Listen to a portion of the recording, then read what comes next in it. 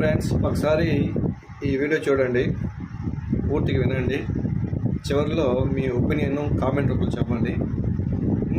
Follow అయిపోండి. ముందు ఈ వీడియో చూడండి.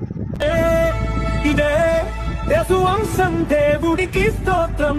హల్లెలూయా హల్లెలూయా యేసయ్యా.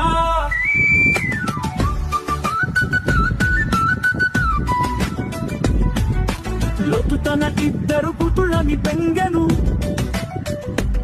తెగలు మోయాబీయులు అమ్మోనీయులుగా వృద్ధి చెందెను.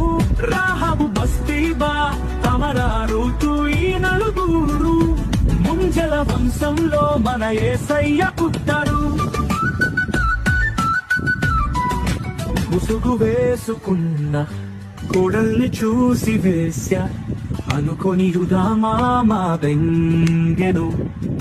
ఈ యూదా గోత్రపు సింహమే మన యేసయ్యా.